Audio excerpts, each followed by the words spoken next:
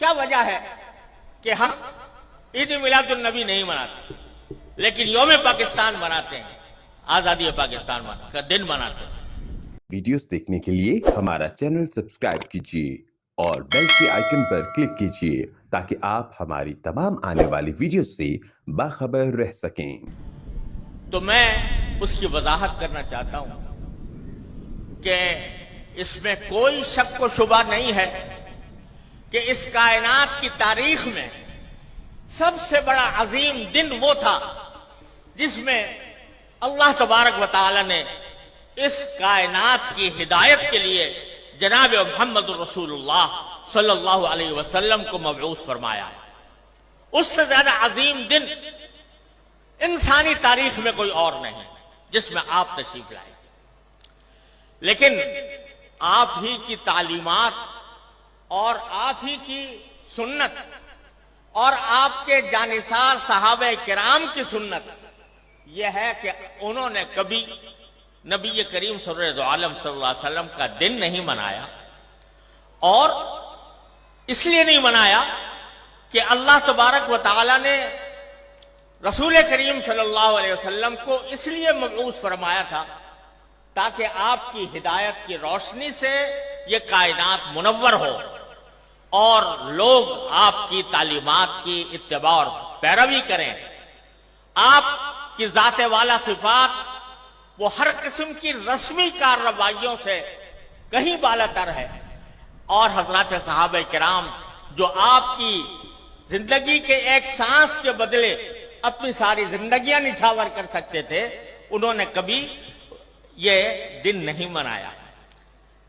جب انہوں نے جو کوئی چیز نہ منائی ہو اور انہوں نے اس سے اعتراض کیا ہو اور اس کے بجائے ساری زندگی اتباع سنت کی کوشش کی ہو،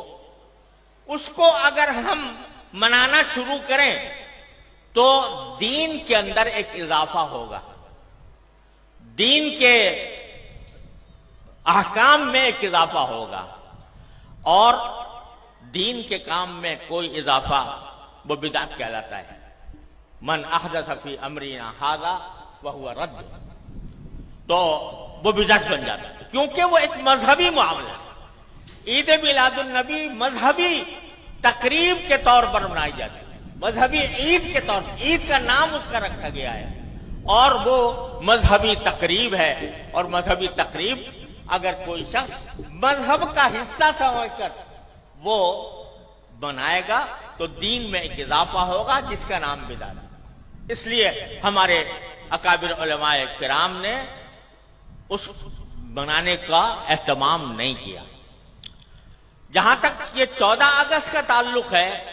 14 اگست کے یوم آزادی کا تعلق ہے، یہ کوئی مذہبی تقریب نہیں ہے،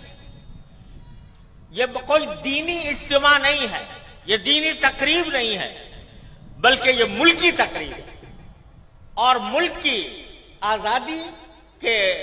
طور پر، اس کے ایک نشان کے طور پر اس کو منایا جاتا ہے۔ کوئی شخص بھی جو اس کو منانے والا ہے وہ اس کو دین کا حصہ سمجھ کر نہیں مناتا، اس کو مذہب کا جز سمجھ کر نہیں بناتا،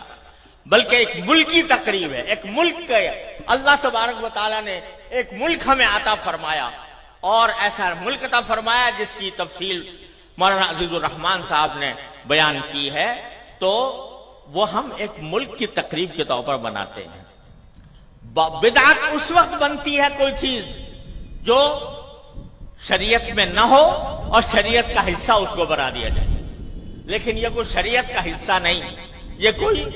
دین کا کوئی دینی تقریب نہیں، دینی عید نہیں، دینی مذہب نہیں، دین کا کوئی مذہبی حصہ نہیں، لہذا یہ ایک ملکی تقریب ہے۔ اور یہ ایسا ہے جیسے کہ اگر کوئی شخص اپنے گھر کے اندر کسی اپنے گھر کی تعمیر ہوئی اور اس تعمیر کے اوپر کوئی اجتماع کرے، کوئی دعوت کرے، تو یہ کوئی مذہب کی تقریب نہیں ہے، کوئی دین کی تقریب نہیں ہے۔ اسی طریقے سے ہم یوم آزادی پاکستان کا اس لیے مناتے ہیں کہ اللہ تبارک و تعالیٰ نے اپنے فضل و کرم سے یہ نعمت ہمیں عطا فرمائی تھی، اور ملکی تقریب کے طور پر اس کو منایا جاتا ہے۔